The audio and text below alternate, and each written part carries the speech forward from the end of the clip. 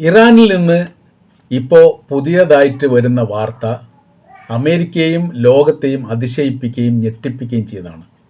200-ലധികം American സൈനികരെ പിടികൂടി ബന്ദിയാക്കിയിട്ടുണ്ട് എന്നാണ് സുരക്ഷാ കൗൺസിൽ തലവൻ അലി ലാറിജാനി അവകാശപ്പെടുന്നത്.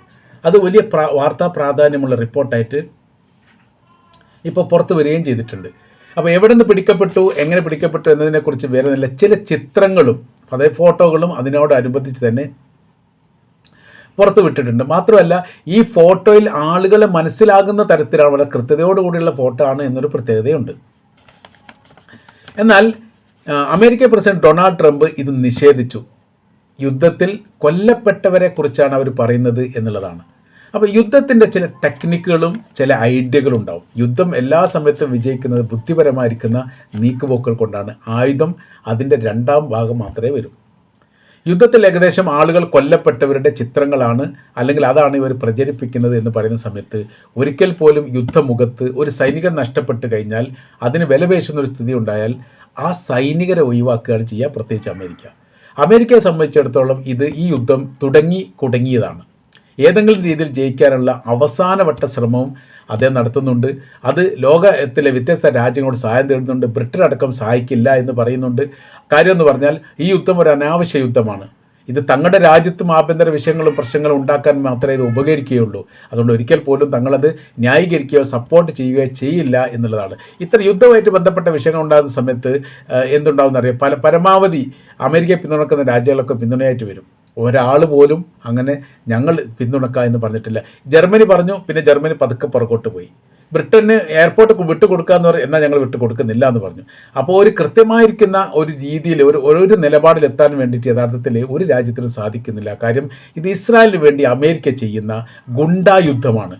ആ യുദ്ധത്തിൽ തങ്ങൾ പങ്കാളിത്തം വഹിക്കുന്ന സമയത്ത് വലിയ നാശങ്ങൾ തങ്ങൾ നേരെ ഉണ്ടാകും എന്നുള്ള ഉറപ്പാണ്. കാര്യം അറേബ്യൻ രാജ്യങ്ങളിലെല്ലാം സൈനിക ബേസുകളോ അതല്ലെങ്കിൽ അവരുടെ സാമ്പത്തിക സ്രോതസ്സുകളോ കൗൺസുലേറ്റുകളോ എംബസികളോ ബന്ധപ്പെട്ട സംവിധാനങ്ങളോ ഉണ്ട്. അതിനെപ്പോലും അത് ബാധിക്കും. ഇപ്പോൾ അമേരിക്കയായിട്ട് ബന്ധപ്പെട്ട ആക്രമണം മാത്രമാണ് വന്നത്. അമേരിക്കയുടെ ഈ എയർപോർട്ട് ഈ എംബസി തകർക്കുന്നു, കോൺസുലേറ്റ് നേരെ ആക്രമണം ഉണ്ടാകുന്നു, അത് പൂട്ടാൻ വേണ്ടി പറയുന്നു, അവരുടെ സുരക്ഷിത മേഖലയിലേക്ക് നിൽക്കാൻ വേണ്ടി പറയുന്നു, അല്ലെങ്കിൽ രാജ്യം വിട്ട് പോരാൻ വേണ്ടി പറയുന്നു. ഇത് അമേരിക്കയെ മാത്രം ബാധിക്കുന്നതാണ്. അതേപോലെ തന്നെ ഇതേ രീതിയിലുള്ള വലിയ സ്വാധീനം, വലിയ ഇടപെടലുകൾ നടത്തുന്നുണ്ട് അറേബ്യൻ രാജ്യങ്ങൾ, ബ്രിട്ടനും ഫ്രാൻസും ഇറ്റലി അടക്കമുള്ള എല്ലാ രാജ്യങ്ങളും, യൂറോപ്യൻ രാജ്യങ്ങളുടെ വലിയ ആസ്ഥാനങ്ങളൊക്കെ പ്രവർത്തിക്കുന്നുണ്ട് അറേബ്യൻ രാജ്യങ്ങളിൽ. അതിനൊക്കെ അത് ബാധിക്കും. അത് ബാധിക്കാതിരിക്കണമെങ്കിൽ എന്ത് ചെയ്യണം? ഇതിനോട് സഹകരിക്കരുത്. അതുകൊണ്ട് ബുദ്ധിപരമായിരിക്കുന്ന നീക്കം തന്നെയാണ് പല രാജ്യങ്ങളും നടത്തുന്നത് എന്ന് ചുരുക്കം. അപ്പോൾ ഇപ്പോഴത്തെ ഒരു വിഷയം എന്ന് പറയുന്നത് യഥാർത്ഥത്തിൽ ഇപ്പോൾ ഇറാനും ഇസ്രായേലും തന്നെയാണോ യുദ്ധത്തിലുള്ളത്, അല്ലെങ്കിൽ ഇറാനും അമേരിക്കയും തന്നെയാണോ യുദ്ധത്തിലുള്ളത്? അല്ല എന്നാണ് ഉത്തരം. ഈ യുദ്ധത്തിലൊക്കെ ചൈനയുടെയോ റഷ്യയുടെയോ ഒക്കെ വലിയ രീതിയിലുള്ള സഹായങ്ങളുണ്ട് എന്ന കാര്യത്തിൽ സംശയമില്ല.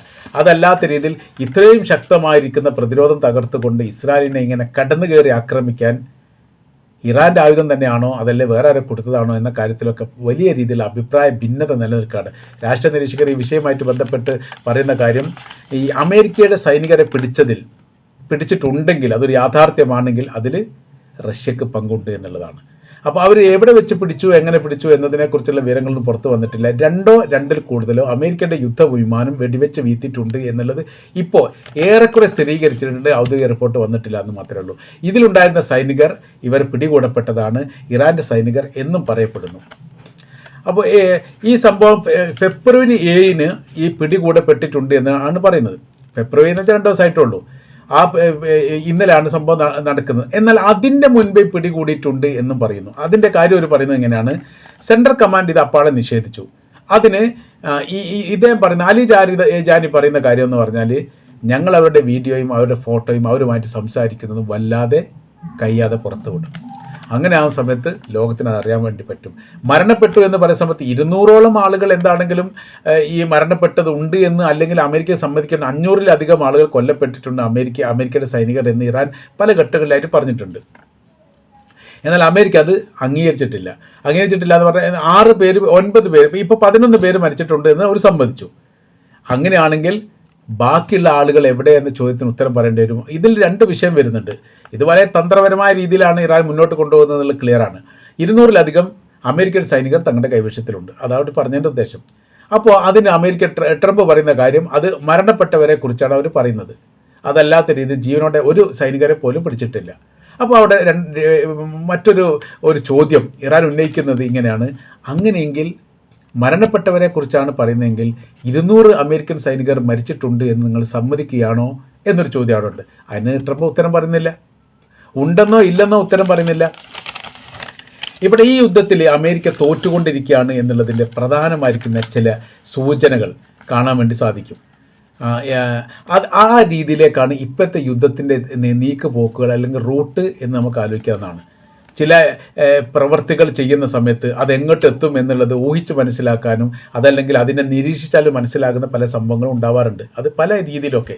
അപ്പോൾ ഒരു കുട്ടി പരീക്ഷ എഴുതുകയാണെങ്കിൽ ആ കുട്ടിയുടെ പരീക്ഷയിൽ ജയിക്കുമോ എന്നുള്ളത്, എത്രത്തോളം മാർക്ക് ഏകദേശം കിട്ടും എന്നുള്ളത് പഠിപ്പിക്കുന്ന അധ്യാപകന് ഏറെക്കുറെ പറയാൻ പറ്റും. ഒരു മോഡൽ എക്സാമൊക്കെ എടുത്തതിന് ശേഷം റിസൾട്ട് നോക്കുന്ന സമയത്ത് ഈ കുട്ടിക്ക് ഫസ്റ്റ് ക്ലാസ് എത്തും, ഡിസ്റ്റിങ്ഷൻ എത്തും എന്ന് ഏറെക്കുറെ പറയാൻ വേണ്ടി സാധിക്കുകയും ചെയ്യും. അങ്ങനെ തന്നെയാണ് ഉണ്ടാവാറുള്ളത്. ഇപ്പോൾ അമേരിക്ക ഇപ്പോൾ ചെയ്യുന്ന പ്രവൃത്തി എന്ന് പറഞ്ഞാൽ കിഴക്കൻ ഇറാൻ്റെ പല ഭാഗങ്ങളിലുള്ള അവരുടെ എണ്ണപ്പാടങ്ങൾക്ക് തീ കൊടുക്കുന്നു. അതോടെ തന്നെ എയർപോർട്ട്, സീപോർട്ട് മേഖല കേന്ദ്രീകരിച്ചുകൊണ്ട് ആക്രമിക്കുന്നു. ഏറ്റവും വലിയ അവരുടെ സ്ഥാപനങ്ങളെ കേന്ദ്രീകരിച്ചുകൊണ്ട് അത് ഒന്നുകിൽ നശിപ്പിക്കുന്നു അല്ലെങ്കിൽ തകർക്കുന്നു. ഇത്തരമൊരു പ്രവർത്തനം സാധാരണഗതിയിൽ ഒരു യുദ്ധം ചെയ്യുന്ന ഒരു രാജ്യം ചെയ്യാറില്ല. അത് ചെയ്യുന്ന എപ്പോഴാണെന്ന് അറിയാം, യുദ്ധത്തിൽ പരാജയപ്പെടുന്ന സമയത്ത്. അത് ആര് ചെയ്തിട്ടുണ്ട്? സദ്ദാം ഹുസൈൻ ചെയ്തിട്ടുണ്ട്. കുവൈറ്റുമായിട്ടുള്ള യുദ്ധത്തിൽ അവിടെ നിന്ന് ഇറാഖിൻ്റെ സൈനികർ മടങ്ങാൻ വേണ്ടി തീരുമാനിച്ചു. മടങ്ങുന്ന സമയത്ത് അവർ ചെയ്തിരിക്കുന്ന കാര്യം എണ്ണക്കിണർ തീ കൊടുത്തു. അതൊന്നൊന്നല്ല, തോന്നുന്നത് 12ഓളം എണ്ണക്കിണറുകൾക്കെന്നാണ്. കുവൈറ്റിനെ സംബന്ധിച്ച് ചെറിയ രാജ്യമാണ്. അപ്പോൾ ഒരു എണ്ണക്കിണറിന് തീ കൊടുത്താൽ തൊട്ടടുത്തേനും കൂടി പാളി കത്താനുള്ള സാധ്യത വളരെ കൂടുതലാണ്. ഒരു എണ്ണക്കിണർ അല്ലെങ്കിൽ 2ഓളം എണ്ണക്കിണർ ഒരു വർഷം കത്തിയിട്ടുണ്ട് എന്നുള്ളതാണ്. ഒരു തരത്തിലും അത് കെടുത്താൻ വേണ്ടി സാധിക്കും. കത്തിക്കൊണ്ടേ നിൽക്കുന്ന സ്ഥിതിയാണ്. എന്തുകൊണ്ടാണ് ഇത് ചെയ്തത്? അങ്ങനെ അവർക്ക് ഈ കുവൈറ്റ് എന്ന് പറയുന്ന രാജ്യത്തെ നശിപ്പിക്കാനാണ് സദ്ദാം ഹുസൈൻ്റെ താല്പര്യമെങ്കിൽ അത് അങ്ങോട്ട് കയറുന്ന സമയത്ത് തന്നെ തീ കൊടുക്കണമല്ലോ. കൊടുത്തിട്ടില്ലല്ലോ, തിരിച്ചു പോരുന്ന സമയത്താണ് കൊടുത്തത്. അതെന്താ? ഞങ്ങൾക്ക് ഈ രാജ്യം കിട്ടാൻ പോകുന്നില്ല, പിന്നെ പരമാവധി സാമ്പത്തികം നശിക്കട്ടെ അല്ലെങ്കിൽ ഞങ്ങളെ ബുദ്ധിമുട്ടുണ്ടാവട്ടെ. അങ്ങനെ ആ രീതിയിലുള്ള ഒരു പ്രവൃത്തിയാണ് യുദ്ധത്തിൽ നിന്ന് വിരാമം ഉണ്ടാകുന്ന സമയത്ത് രാജ്യത്തിൻ്റെ സാമ്പത്തിക സ്രോതസ്സുകൾ നശിപ്പിക്കുക എന്നുള്ളത് ശത്രു രാജ്യങ്ങൾ ചെയ്യുന്നതാണ്. ഇപ്പോൾ ആയിട്ടുള്ള യുദ്ധം തുടങ്ങിയിട്ട് ഏകദേശം 8 ദിവസം കഴിഞ്ഞു, ഒരാഴ്ച കഴിയുന്ന സമയത്ത് ഫസ്റ്റിലത്തെ ദിവസം തന്നെ എണ്ണക്കടന തീ കൊടുക്കാം, ചെയ്തിട്ടില്ല. അവിടെ എയർപോർട്ട് തകർക്കാം, ചെയ്തിട്ടില്ല. സീപോർട്ട് തകർക്കാം, ചെയ്തിട്ടില്ല. അവരെന്ത് ചെയ്തു? സൈനിക ബേസ് കേന്ദ്രീകരിച്ചുകൊണ്ട് ആക്രമണം നടത്തി. എന്ന് വെച്ചാൽ അവർ സൈനികപരമായിരിക്കുന്ന ശക്തി ഇല്ലാതാവണം. സർക്കാർ കേന്ദ്രീകരിച്ചുകൊണ്ടും സർക്കാരിന് ഭരണം നടത്തുന്ന ഭരണാധികാരികളെ കേന്ദ്രീകരിച്ചുകൊണ്ടും ആക്രമണം നടത്തി. പ്രതിരോധ മന്ത്രി കൊല്ലപ്പെട്ടിട്ടുണ്ട്, പിന്നെ അവിടുത്തെ സുപ്രീം ലീഡർ കൊല്ലപ്പെട്ടിട്ടുണ്ട്. പിന്നീട് മന്ത്രിമാരെ ലക്ഷ്യം വെച്ചുകൊണ്ട് ആക്രമണം നടത്തി. അത് അവിടുത്തെ ഇറാൻ്റെ പ്രസിഡന്റ് മസൂദ് പെഷേഷ്കാരെ ലക്ഷ്യം വെച്ചുകൊണ്ട് ആക്രമണം നടത്തി. പക്ഷേ ആൾ അത്ഭുതകരമായി രക്ഷപ്പെട്ട ആൾ പറയുകയും ചെയ്തു. അപ്പോൾ അവിടെ ഭരണ നേതൃത്വത്തെ, അത് നേതൃത്വമില്ലാത്തൊരു സാഹചര്യങ്ങൾ സൃഷ്ടിക്കാൻ വേണ്ടിയിട്ട് എന്ത് ചെയ്യണം? ഭരണ സംവിധാനം ഇല്ലാതാവണം. രണ്ടാമത് സൈനിക കമാൻഡർമാർ ഇല്ലാതാകുന്ന സമയത്ത് അവർക്ക് സൈനികർ ഉണ്ടായതുകൊണ്ട് കാര്യമില്ല, നേതൃത്വം കൊടുക്കാൻ വേണ്ടി സാധിക്കണം. ബാഗ്ദാദിൽ യുദ്ധം പരാജയപ്പെടാനുള്ള പ്രധാന കാര്യം എന്താണ്? അവിടെ സദ്ദാം ഹുസൈൻ്റെ ഭരണകൂടത്തിൽപ്പെട്ട പല ആൾക്കാരും കാലുമാറി, അമേരിക്കയോടൊപ്പം ചേർന്നു. സൈനിക കമാൻഡർ പലരും കാലുമാറി, അമേരിക്കയോടൊപ്പം ചേർന്നു. അങ്ങനത്തെ ഒരു വല്ലാത്ത സ്ഥിതി ഉണ്ടായി. അപ്പോൾ തോക്കും പിടിച്ച് യുദ്ധമുഖത്ത് സജീവമായിട്ട് നിൽക്കുന്ന ഇറാഖിൻ്റെ ഭടന്മാർക്ക് നേതൃത്വം നൽകാൻ വേണ്ടി നേതൃത്വമില്ലാതായ സമയത്ത് അവർ കീഴടങ്ങേണ്ടി വന്നു, അല്ലെങ്കിൽ എളുപ്പം ശത്രുപക്ഷത്തിന് വെടിവെച്ച് കൊല്ലേണ്ടി വന്നു.